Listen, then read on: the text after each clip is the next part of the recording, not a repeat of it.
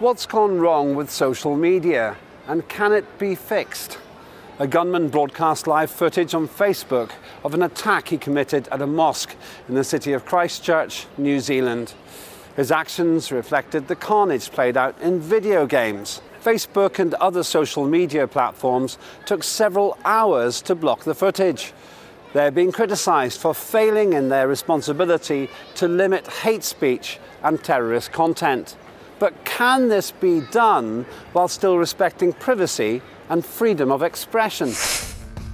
The New Zealand massacre was not the first internet broadcast of a violent crime. It was just one more example of the challenge of preventing unacceptable footage from spreading on social media sites. In the New Zealand incident, the live stream continued on Facebook for 17 minutes, and Facebook only removed the stream after being alerted by New Zealand police. Governments have used the same systems to monitor their own people. The Chinese government uses software that monitors and censors certain anti-government websites. Journalists and human rights defenders from Bahrain to Morocco have their phones tapped and emails read by security services. Facebook takes down wall posts after states complain of subversive material. Google hands over user data to law enforcement authorities, including IP addresses, location data, and records of communications. The US government also conducts mass surveillance of foreign phone and internet users. What is the right balance between limiting live streaming and allowing freedom of expression? And how should the law be applied against those who don't prevent unacceptable content from being broadcast on social media? Simple questions with important answers. How much responsibility do social media platforms have to prevent the live broadcast of terrorism? We asked the public here in London. This is what they said. I think no country should experience this, and especially the Muslim community isn't feeling safe where they should feel safe, where they go to prayer. I think it's important. I think it's their responsibility to have a bit more control on not type of Big Brother control, but to have some censorship and check the content that are being posted and submitted. It's a difficult thing, balancing free speech, but I think there clearly does need to be some kind of control over what is available. There needs to be some kind of maybe self-censoring, I don't know. It's just going to spark up a lot of, the issues that we see around us. I think they should limit it to how much should be streamed. If you have a responsibility to deliver a service, you've got to be very mindful how you deliver the service. So it is not a service just for the sake of service, but it's service for the sake of delivering a value, a social responsibility to clients that matters. So in that regard, I would argue they have a role, but they have a bigger role these days to be very responsible in terms of what they share and how they share. There should be some kind of fine or impact that should go back to the platform that's allowing this stuff to be shown. So yeah, I do think so. I do, although I think the monitoring and actually automated picking up of that is probably way more complicated than people assume. So I think over time they should be accountable for it. Social media platforms, especially Facebook, they have a huge responsibility in this terrorist attack, because if you go by the history of this event, the terrorist, he used Facebook to, first of all, if you see his timeline, he used Facebook to get manipulated thanks to fake news. So after that, he used Facebook's live stream option to put the video up for millions of people to watch, while Facebook did not do anything. So it's completely, there is someone has to be accountable, and that's Facebook and social media like Twitter, and then somehow YouTube as well. This is the $6 million question, or in terms of the value on these social media companies, perhaps the $6 trillion question. We need to determine in terms of what needs to be done in terms of regulating the social media environment And different people have different opinions. So we've had Jacinda Ardern coming out with very strong vocal opinions about the social media companies and their lack of responsibility that they're taking in terms of monitoring what's being published on their platforms. And she's saying they are not postmen, but they are publishers. Whereas for many years, these platforms have been saying, we're just the equivalent of a postal worker. We deliver a letter from place A to place B, but we don't hold the responsibility in terms of what is actually inside those letters. So this is the issue that we now need to look into. If a social media platform can't instantly stop a live broadcast and the sharing of illegal activities, should that service be banned? The public told us their views. I think there should be restrictions on what you share on social media, especially on something so horrible that just happened. I think it's quite important for people to understand what they're streaming and what they're putting out, and to understand what they're actually putting out instead of, oh, it's just another post, or it's just another thing where it actually can affect and hurt people quite severely. I think it's them to set the limits a little bit. There's some safeguard a little bit. I don't know about sanction. There should be some kind of regulation, which I suppose in turn must mean some kind of sanction. Yes, I don't think it can be allowed to go on unfettered.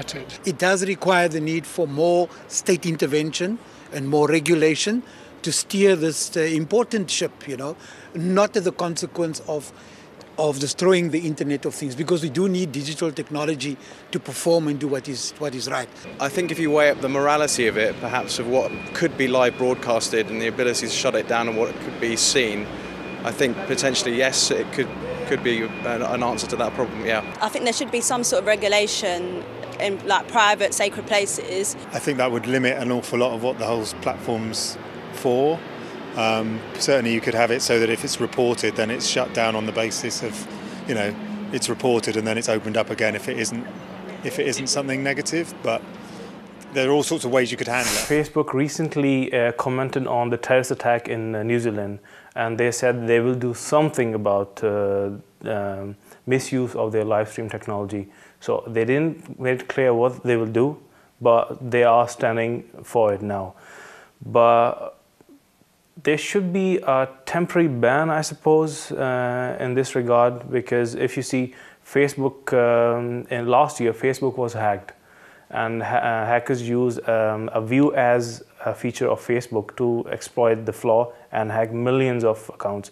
That feature is still banned all over the world. So when they can ban view as feature, they can temporarily, not permanently, they can temporarily ban this feature as well, and until they sort out. And sorting out is not that difficult as far as my personal opinion is concerned, because they can use artificial intelligence. That's one thing.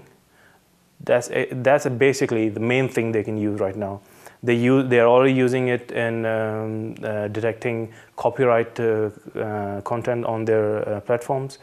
They're using the same technology. Even the police and the security agencies are using the same technology. They can make some algorithms, and so I think artificial intelligence can do a lot of good work in this regards. The likes of Facebook and Google have got their best computer scientists and mathematicians working on building artificial intelligence technologies to be able to determine what's being published and then to be able to regulate anything that is untowards. However, it's an extremely difficult issue if you think about what was posted in the case of, for example, the New Zealand shooting. It's very difficult for algorithms to be able to look at what's being published and determine if it's legitimate or illegitimate. So this is something that they can only act on retrospectively as it currently stands on the whole. And in the case of Facebook, they've come out with a report saying that it was only 12 minutes after the video was posted that it was reported to them, and they took very fast action. As far as their report is concerned, only 200 people saw the live video, and only 4,000 people saw it in total before the video was removed from their platform. In the public's opinion, would banning live streaming challenge the freedom of the press or freedom of public expression? It might do. I think a lot of people like freedom of speech, and it might kind of not incorporate. People might say, well, if we're not allowed to do this, then what else are you going to restrict us from? No, then it would be contradictory to what our society is fighting for, the freedom of speech. I think it probably would, but again, it's a very difficult balance. I think that free speech is obviously essential, but equally, free speech which spreads or disseminates lies, what are lies, propaganda, it's a very difficult balance, but something has to be done to balance it out, yes. In the events of what happened in New Zealand, there's nothing to filter or watch or whatever. It's just black and white, isn't it? It's what you see, what you get. But that's in itself, just talking about it is going to spark up a lot of problems, let alone streaming it. Policymakers, when they go to Parliament or they go into legislation, they get voted in on a ticket. And so if I read the mood of the public today, a lot of the people are saying to people in Parliament, in legislators, legislate to protect us. That's your mandate. And so I think as long as the public defines the starting points and the end points, I think it will work. It will never be to the risk of destroying business. That's possible, yeah. There's always a trade-off in terms of what you can be restricted as an individual or as a group of individuals. So there could be a trade-off in terms of price of freedom, but it depends if you weigh that up in terms of safety of the masses at the same time. I think it's all subjective. Like, it can't be one rule for one rule for all. So there needs to be some sort of filter these type of situations. It was a facility that was never there a year ago or 2 years ago. So what we're doing is creating tools that nobody understands their impact. So it's inevitable that when you introduce a new thing into society, its positive and negative impacts aren't understood. So once you do understand them, you have to manage them and control them. Banning this kind of service, I think that's against our freedom of expression. It definitely is. But freedom comes with a responsibility. Users need to report that such kind of content. If they see, for example, there was a suicide on using the live stream, no one was reporting it to police. They have to do it. That's our responsibility. But banning it is not a good thing, because news organizations like Press TV, it highly depends on social media to give the alternative narrative of the situation, you know. So also universities, seminars, businesses, they use live streaming services to promote their business. And also you see if there are many incidents involving police brutality. So victims have used live stream to save their lives, I must say. And police can use the same service to put their narrative in front of the authorities, you know. So banning it is not a good thing, first of all. And then the responsibility is the main thing, because if we get used to these attacks being live streamed, people will stop reporting it, and it will become just another day in our world. So you don't want terrorist attack to be just another day. In June 2017, the Chinese government banned live streaming on 3 of the biggest online media platforms, such as Weibo, which is their equivalent of Twitter. And this had a huge impact. Now, in terms of the United Kingdom, the USA and other Western democracies, this is something that they have been frowning upon doing, because live streaming ultimately gives people, the average member of the public, the means to get their message out that in a manner that has never been available to the public before. However, this is something that then also gives the likes of the New Zealand shooter the means to disseminate messages which are in some cases considered to be revolting and very damaging to society. Let's look at the facts. Facebook employs 30,000 staff to respond to reports of offensive content. But violent crimes continue to be live streamed. When a father in Thailand in 2017 broadcast himself killing his daughter on Facebook, the number of views before Facebook removed the video was 370,000. Facebook has about 2.3 billion monthly users around the world. Should those who share and help spread illegal content be prosecuted, even if they do so by accident? I think some action should be taken, especially if it's inappropriate, because people shouldn't be seeing that on their social media, and it's not really appropriate. If I have a picture, I have a video of someone being slaughtered, I mean his head cut off, and I share it, it means that I spread it, you know. and then I should have some sense of responsibility. You cannot just do things like whatever, because it can affect other people. Well, I think the new EU regulations are going to address that about users uploading, and it will apply here even after we leave the EU, although we can subsequently change it, so I gather. But I think that there has to be some kind of filter put in place, which is what the EU proposes. The first responsibility goes to, obviously, whoever's in charge of, I don't know where it was posted first, was it YouTube? I think it was. So whoever manages that mainstream should be held responsible, I suppose. The first and important point is regulation. The need for the state to put in place regulations, and probably also penalties, when people do err on the other side, the point that you're raising. But I'm not one very much for punitive measures. One has to educate the public and make them aware, explain to them the benefits of why they should not do it, and how they themselves benefit. So I'm more on the side of articulating the benefits of behavior change than penalizing the public. But yes, consequences must be there in cases where the extreme cases, in that matter, yeah. I don't know. It's difficult to really answer that question, to be honest, because of the spectrum of morality that falls under. I think it's a no-brainer. He should be punished for sharing that.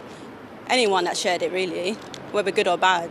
If it's criminal to say it to someone's face, it's criminal to say it on video. So certainly whatever applies. I do worry about this kind of draconian society that we're starting to formulate because of social media. It's getting much more aggressive and much more reactionary. But that said, stuff like that, obviously, is inexcusable. I think people don't understand the implications of sharing. So I certainly would worry that people who just share or refer to things that somehow they're implicated, I would be concerned about that. It depends who is sharing, because we have kids unwillingly share the content. That happened in New Zealand as well, and they're facing a long time jail term right now. But if someone is sharing that just to promote hate and just to make fun out of it, willingly, that should be prosecuted. And authorities and social media sites should be involved in the prosecution process. But don't punish an innocent underage kid just because they share the video. Mistakes happen, but at the same time, yes, people should be prosecuted if they are sharing this content. Because once again, people will get used to it. If it's shared again and again, people will get used to it. People will watch it again and again. No one will report it because, like I said before, it's just another day then. And we don't want to be, and we don't want that.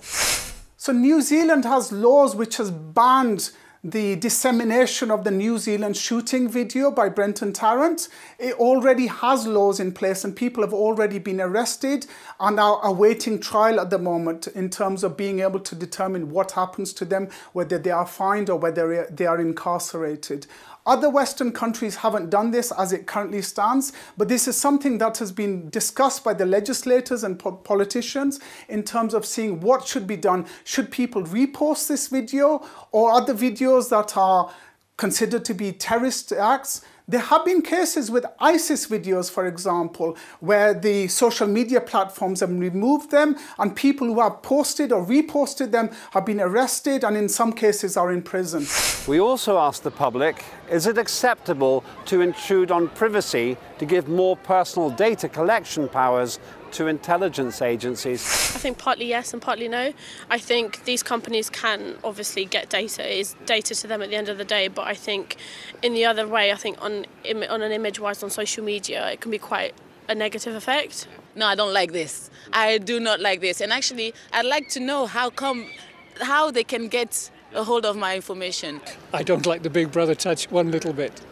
I'm not comfortable with that at all, because I don't trust intelligence agencies in the way they handle our lives. There is a very important role that intelligence agencies play, and I'm one that strongly supports the need for that. Public, we just don't have the tools and the mechanisms to know where risk is and where risk come from. That is the role of the intelligence forces. Very credible, is to be encouraged. Obviously, with a very clear legislature and parliament that can put checks and controls on those measures. That's very important. So if you have an intelligence arm that is strong and a legislature is weak, that leaves the public very vulnerable. So I think that's the one checks and balance. And obviously, on the other hand, I do believe that we do need regulation, but regulation is a step process. It must be based on what the people say must be regulated, as opposed to what others wish for. And that, for me, is where the centre lies. I think in terms of safety, at the moment, until perhaps there's a more mature process in technology in terms of managing what can be sent out on social media platforms. I think the government needs to be involved. I don't think they're doing anything to stop it. So that's not a one-line answer. I mean, the government's understanding, or the legislative understanding of things like, so GDPR is something that's been brought in that's completely not fit for purpose, and the whole digital privacy thing is misunderstood so hugely at the regulatory level that I feel like it would be much better to make it self-regulatory. So give the platforms and the industry a more collaborative way of handling these issues. I think trying to deal it at this stage while it's still forming. First of all, giving up your privacy for security is a no-go. You should not share your data with security agencies. Thanks to Edward Snowden, we saw what NSA did with the private data of millions of people around the world. Did it stop terrorist attacks? It didn't. Did the New Zealand authorities, could they stop the terrorist attack? No, they couldn't. Even though the manifesto of that terrorist was online before the terrorist attack, could they stop it? They couldn't. So data sharing is just out of question, because security agencies, they misuse it. And individuals who have nothing to do with terrorism, no links with anything, they get affected by it. So there is no way that data should be affected. As far as cybersecurity is concerned, these security agencies have tools. They can infiltrate the terrorist network online. On Telegram, there is a big network of it. On dark web, there are places where they can infiltrate and check what's going on. And they have done it in past. They have successfully done it. They have stopped terrorist attacks. They can do that. But sharing data is a no-go. Absolutely not. China already has a firewall around its internet, so their social media platforms and other online services are already heavily regulated. So this is just part and parcel of what people in China are used to in terms of their activities. But the live streaming activities particularly affected the younger members of the public who like to post videos about what they're doing in their everyday lives. It probably had a perspective in terms of entertainment activities, but in terms of the functioning of society, business, I don't think live streaming and the curtailment of live streaming had a marked impact. Sometimes social media is used to share information on human rights abuses and other social issues. This can be a powerful advocacy platform, enabling social and political participation of marginalised groups and driving campaigns at national or international levels. But social media is also a way for criminals and terrorists to promote their agendas and their law-breaking activities live to the world, as Facebook accidentally proved, despite its army of employees to manage offensive content. A lone gunman in New Zealand was able to stream his massacre for 17 full minutes. It's another disturbing example of a social media world which is apparently insufficiently monitored and out of anyone's control, even by the people who invented it.